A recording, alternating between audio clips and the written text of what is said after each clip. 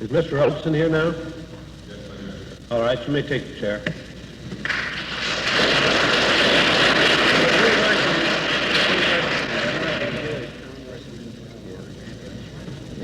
I'll put the next one up here. Will you raise your right hand, please? You do solemnly swear in the matter now pending before this committee you'll tell the truth, the whole truth, and nothing but the truth, so help you God.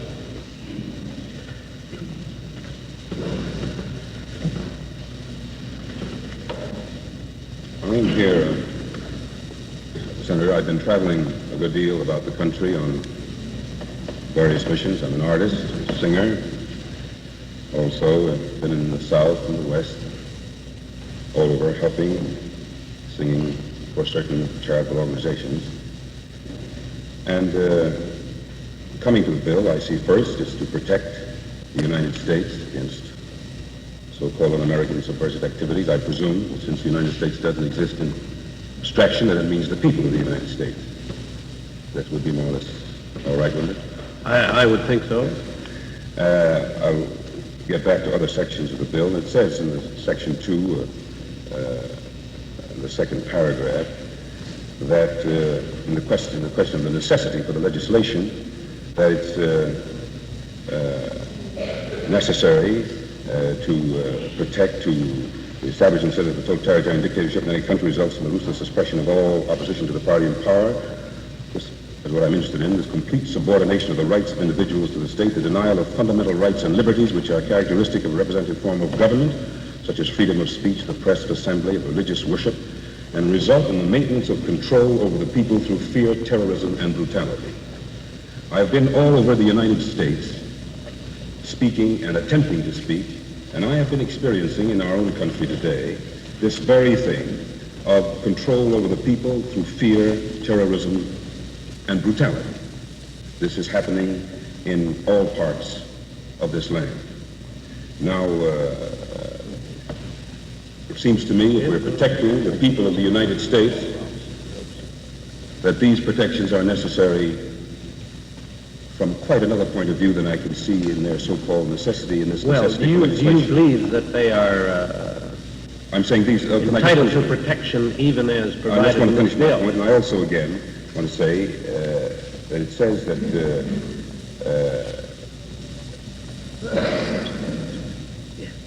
He's the phone man. This man wasn't here. We let him into his place. the complete subordination, the same paragraph, complete subordination of the rights of individuals to the state, denial of fundamental rights and liberties and so forth. I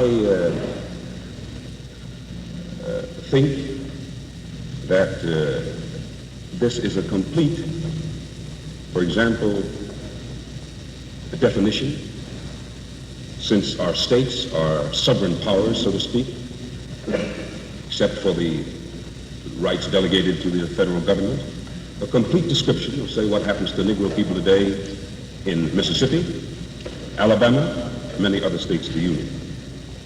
And the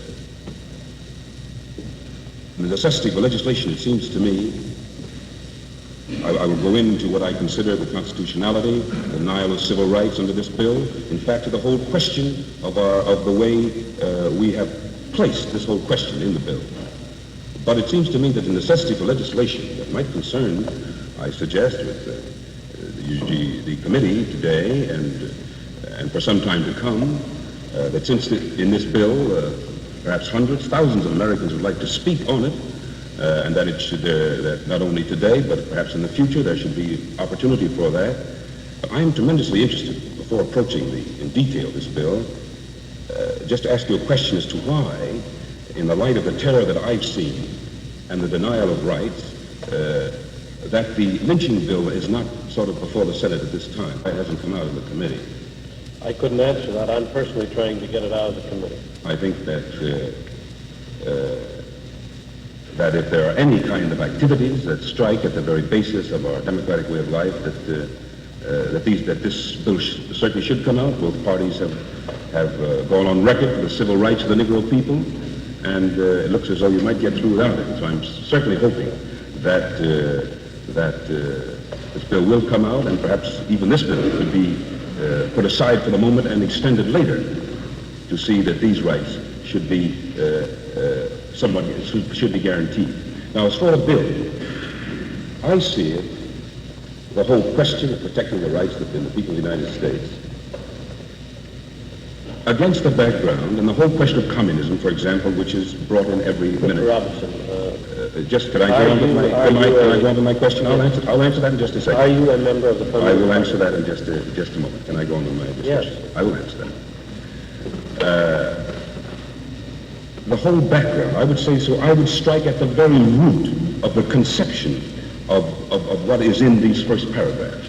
For example, the origin, the world movement with its origins and so forth. I mean, does Mr. Munt or whoever framed the bill understand that the origins of this kind of thing were in, say, the English Industrial Revolution and the time of Robert Owen, in the roots of the poverty of England, which was responsible for the English poor and indentured servants coming to build America itself.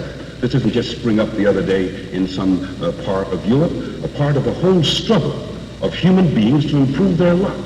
One of the most important sections for myself being my own people here, the Negro people in America.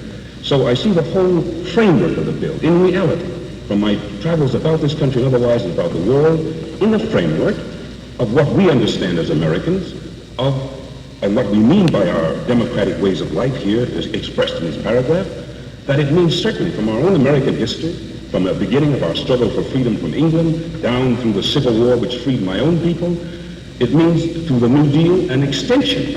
We mean anything, we mean an extension of the democratic rights and full citizenship to people who do not yet have them.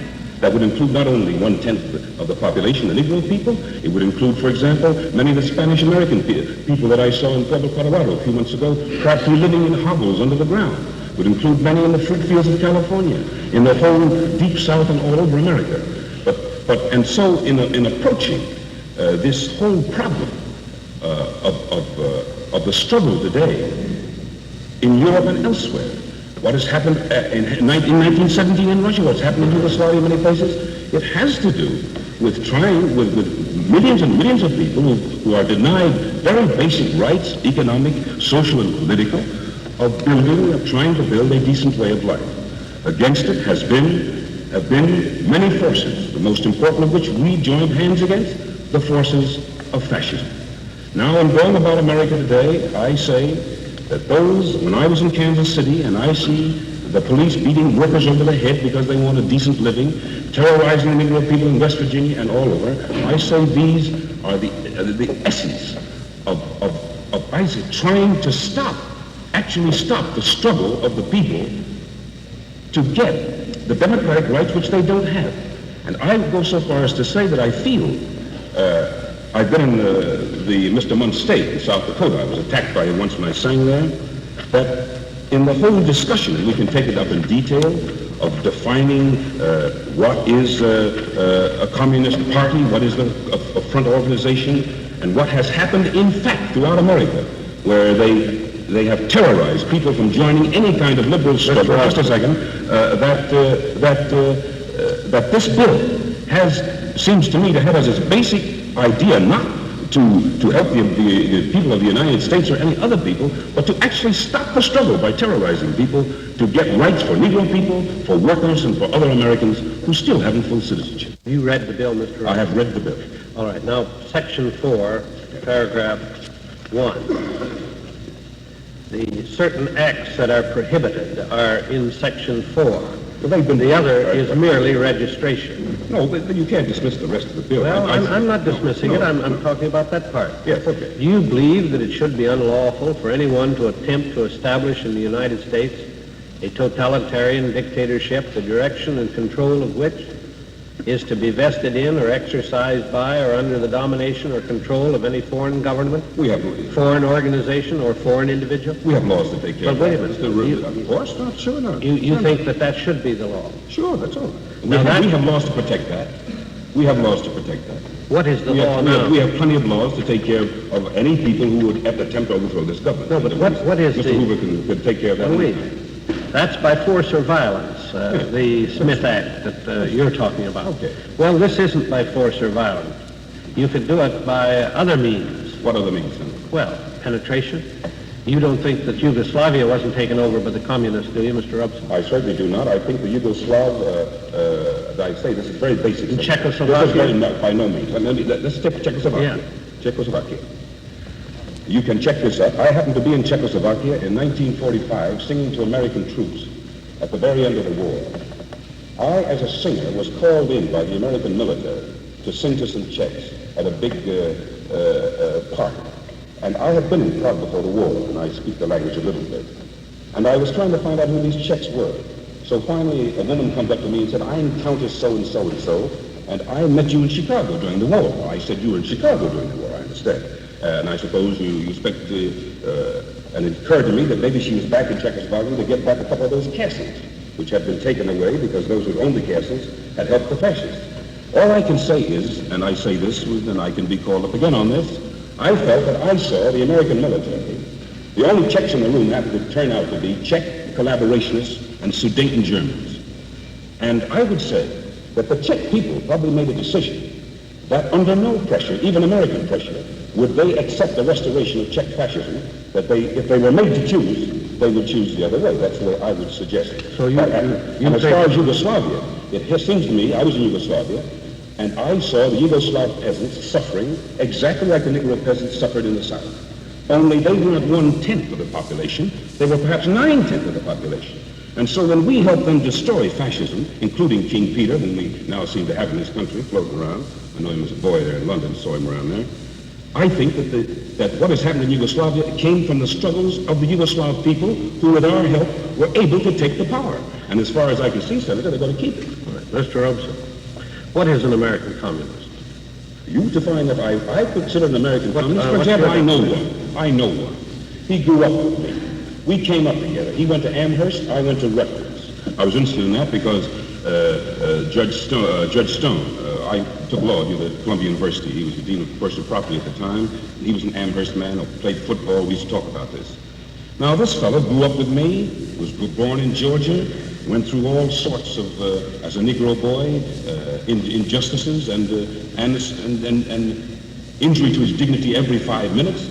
He came north, went to Harvard Law School, and a dear friend of mine through all my life, still is. He is today on the city council of New York City, a man who is fighting and has made a tremendous struggle for the rights of the Negro people in Harlem and all through the United States. And I know no American that I'm prouder to know, and he is an American communist on the end. All right. Now, what do they stand for? What's that? His name is Ben Davis. What do they stand for? They stand, as far as I can see, for complete equality of the Negro people in America, which I would like to see in every respect. It might interest me either to know, but in going about the country, I asked university students, when did they think that the Negro people would be completely free in America? Like anybody else, not special freedoms, economic, some kind of special freedoms. They said to me 1,000 years, 1,000 years. So I'm interested in a party and in people who like in the Scottsboro case, who risk their lives, who make every effort of any possible kind to see that the Negro people secure their rights, so the forces of labor. Do you think that's what communism stands for in America? It stands for me. Look, I say, that's my basic point, sir. Well, that's what I want to My find basic out. point is, wait, let's just wait a minute. Where did communism come from? I'm taking from the first paragraph. It started against the background of the sufferings of the English people in the mills, in the great industrial revolution, which resulted in the slavery of white people in America. Now, in this struggle, can I say something? In this struggle, as I would put it, of the few against the many in history, that is, why did we found the American government?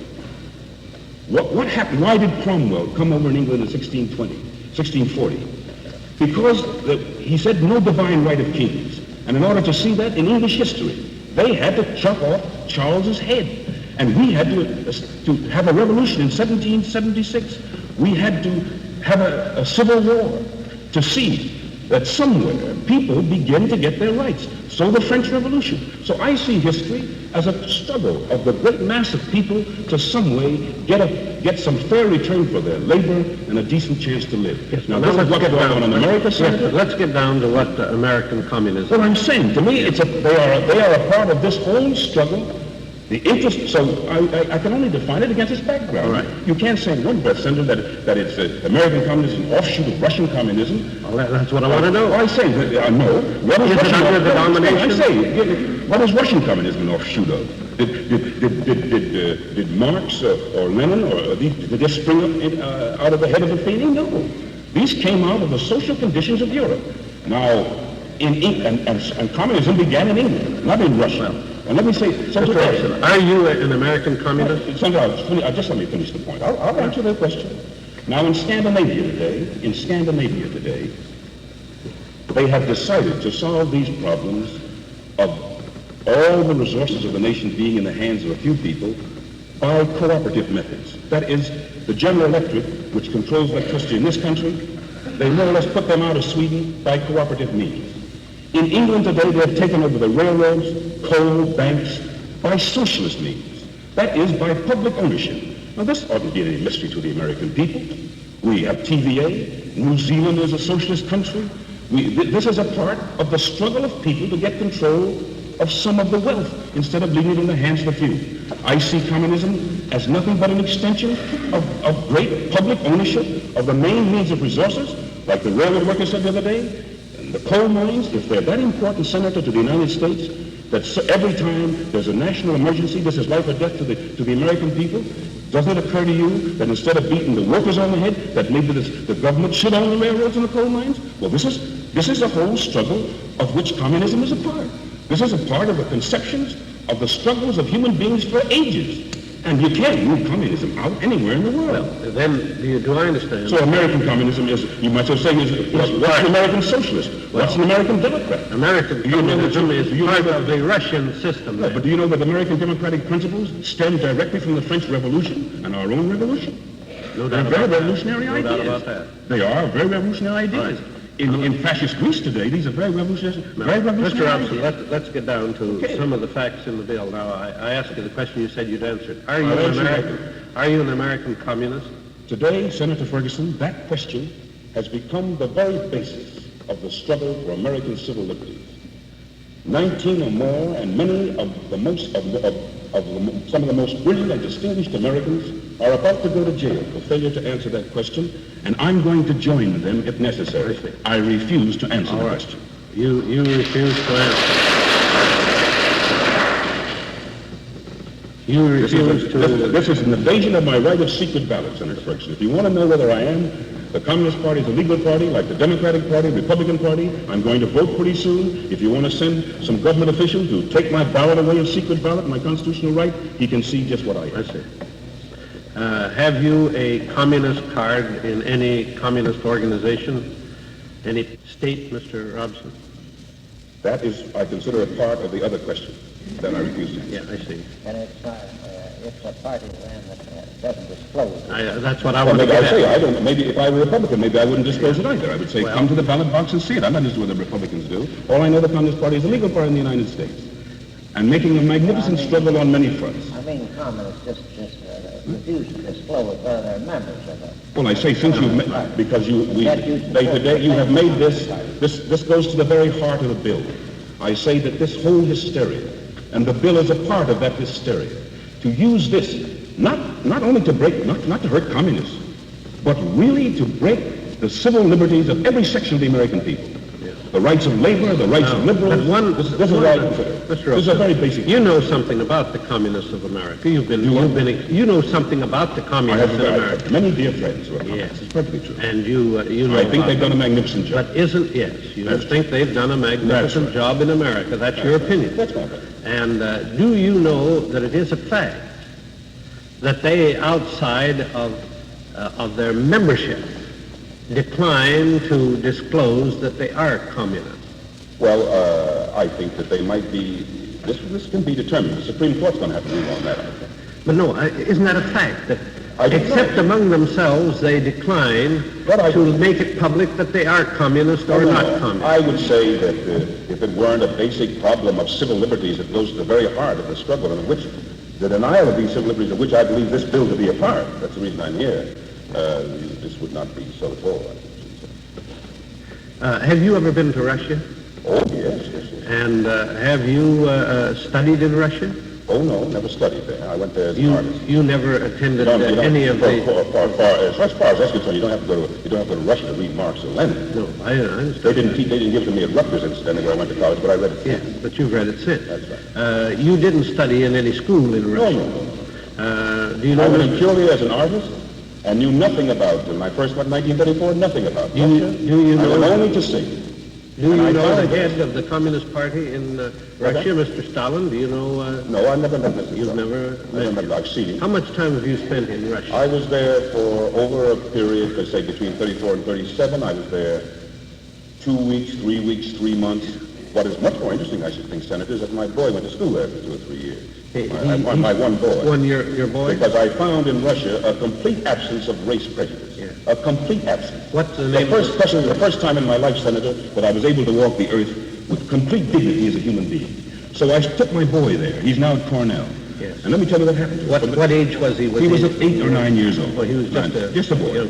Very important age, incidentally. Yeah? Very important. What school did he attend? He went to a school in Moscow, a public school. Yeah. Now he's in Cornell. He's been back in America many years, went to high school. But in Russia, from not experiencing this race prejudice, today in America, he's going to fight for his people and fight in the progressive section of American life with much easier than I can, for example. Because if somebody would suddenly call me a name here in the room, don't think I would do anything about it. But I'm sure I'd have a tendency to get up and want to knock the guy down. Now, he has no feeling of any kind of thing, because he knows that he lived in a part of the world where there was no such thing as color prejudice. So he's going to be able to make a very important contribution, I think, to American life. Now, this is what it did for him. That's the reason he went. Do you know whether or not the American communist owes any allegiance to the red flag? As far as I know, the Supreme Court has been put up only once. No, they refused to pass on it. No, I'm asking what you know. You've been traveling all over. Oh, no, I don't know. Why would they? Why that? As far as I know, the American communist is interested in improving, as far as possible, certainly, the lot of the people here, of the people who suffer, as well as in other parts of the world where this becomes a part of the struggle. Do you know whether or not the American communists believe in world revolution? That I don't know. You don't know that? That I don't know. And do you know whether they do believe in allegiance to the Communist Party or communism in Russia? Do you They what? That they owe allegiance to? Oh, no. I don't think that. I would say no from anything I know about it. I don't think they have nearly as much allegiance to Russia as certain Americans seem to have today, say, to a fascist Greece, or to Turkey, or to Abdullah in Transjordan. You have addressed communist meetings in America, have you? President Roosevelt gave a definition of this, that of the concentration of power in a few hands in the struggle of the New Deal against the so-called economic royalists, in which he defined this concentration of power as the essence of fascism. I would like Mr. Hoover to be sure he's got Mr. DuPont tabbed and Forrestal and the people. This is very difficult because they are our government today. It isn't so easy to get to the basis of what might be potential American fascism. That's what frightens me. And I don't see enough about that in the bill. Doesn't this bill cover no, I don't dictatorship, whether it be fascist or communist? You cannot say that. You cannot define fascism or communism by totalitarian dictatorship. I disagree with this again is misleading the American people. That is, during the war. What's your definition of fascist? I would say, to me, the essence of fascism in two things. Let's take the more obvious one first. Racial superiority. The kind of racial superiority that led a Hitler to wipe out 6 million Jewish people, that can result any day in the lynching of Negro people in the South or other parts of America, the denial of their rights, the constant daily denial to any Negro in America, no matter how important, whoever it may be, of his essential human dignity, the thing which no other American would accept. This daily insult to his dignity as a human being. This is the essence of fascism. Now the second thing is, but the most important thing, which is the reason this can be, is the power of the resources of a nation in the hands of the few, and the use of the state power, as Hitler or Mussolini or the police in Kansas City, to beat down any attempt to strive toward any kind of democratic rights or freedoms. Even though that be law enforcement? What's that? Even though it be law enforcement? I say, even though I would say this is the very essence of the thing, we Yes. find always that law enforcement in this case is the protection of the property of the few people who are the potential of fascism. Now, what is the essence of communism in America, in your opinion? The essence, to my mind, of communism here, anywhere, is what is, every day I read in the paper, what does communism thrive on, all this kind of, where you tell me, Senator, where would you expect to find your communist? Would you expect to find, say, that Mr. DuPont would be a communist? Well, I think in America today we can expect to find them anywhere. Oh, you know. Well, no, I would say that... it isn't a question of wealth. Oh, very much so. You think so? Not a question. No, I'm talking about not a question of wealth in this case. A question of wealth where it comes like in America today, as far as that's concerned, where in the end, take the South, Well, and take the South, you tell me who controls the wealth of the South. See, you gave me... No, let me give you the point. Well, wait a minute. You gave me the essence of fascism. Now I'd like to have the essence of, of communism. Let me give it to you, because this came from my experience. I didn't make these things up. So I'm in the South. My father was a slave. A few weeks ago, I'm standing in North Carolina on the very soil on which my father was a slave. Now then I go into the whole history of our civilization, so to speak. 100 million Negroes from Africa torn to pieces and died in the slave trade. On our backs in America, the very primary wealth of America built on our backs. Cotton, taken to the New England textile mills. What do we get from it today? Poverty, insult, inferior station in life, no opportunities. Who controls the wealth? A few people, a few people. Now somewhere, to me, by whatever means, today, by what? At certain times, like in our own history, these means have been revolutionary. In other times, evidently not. But somewhere to me, communism is interested in seeing that those people who are oppressed, who suffer, that somewhere they represent those people in their struggle toward freedom. Now that's the essence of communism. That's what I'm saying. And the essence of communism here is the same as the essence of communism in Russia. I would say it's the same. Universal. It has to do with the struggles of the Russian people against the Tsar's oppression. All right. It's That universal. they were interested. Exactly like universal in this sense, Senator Ferguson. You see, I must stop you from what is an American today. Here's what I mean, an American here. So you try to link every American who believes something with this country or that country. Now, Mr. Marshall is on record today that we are no longer Americans, Senator Ferguson. We are defending Western civilization, whether it's in Italy, Greece, even in Turkey. They've become the great defenders, strange to say, of Western civilization. Now, we as Americans today are in a world, some kind of world struggle, which we are no longer Americans, we are a part of the world. So you can't isolate this in this sense. Now, I say to Mr. Marshall, and I say as an American, I was in Europe. Now, if there are Americans who want to support Franco in Spain, let them go ahead. I was in republican Spain singing for troops who were fighting against Franco. Mr. You understand? If this law this has passed, nothing to do. You can't do it. No, I don't see the American communist doesn't. He's an American as far as I know. if this law Just like is we were in passed, Jefferson's time, he was an American, not a Frenchman. That's what I see. if this law is passed and the Supreme Court holds it constitutional, do you believe that it should be lived up to? If this law is passed? Yes. Or any law passed.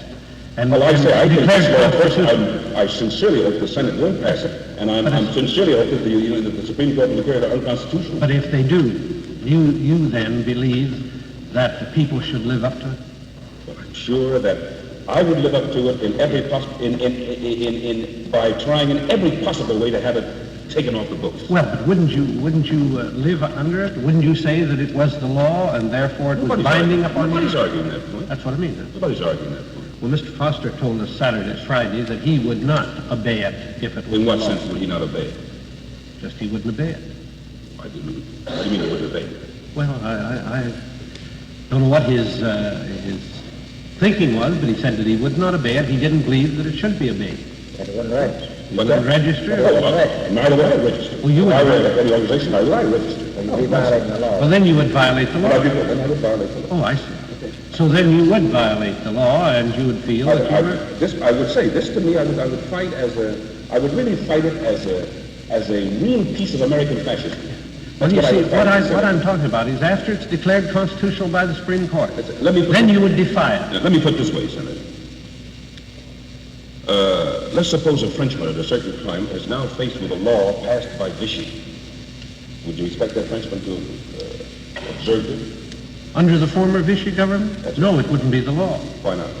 Because They were France at that period. Yes. They were the government of France. There's a new government there now, and they Now, I'm have... not talking about at that time. Would you have expected those men who helped our American boys come up and destroy Well, is that Israel? the way you classify this law? I would classify it exactly in that I category. see. Then you would As a not... fascist act. Then you would not obey it. That's right. As an anti-fascist, I would not obey it. Now, you recited here that your father was a slave. That's right. You are now independent. Am I? Independent. Well, now you wait till I get The through. senator gets his question. You are independent economically. You occupy a high position in American society. You're proud of it. You've been of service in many ways. Now, that's all been achieved in one generation. Can you think of any other country on the face of the earth where such an opportunity has been, Yes. what is it?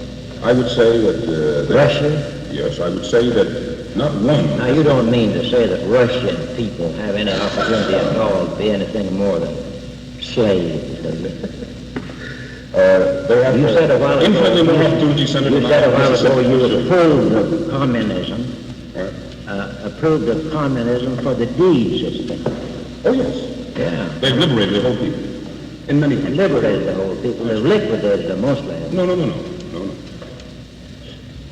Not nearly have they liquidated as many as the Negroes were liquidated in slavery, or could be liquidated today in many parts of the South, Well, Senator. now there's nobody being liquidated in America today. Why do we have why should the lynching bill be on the calendar practically now? Anti-lynching bill. Well, I don't know why it should be. Hey, You asked me that question, I said probably political. why all this excitement about civil rights if they aren't necessary?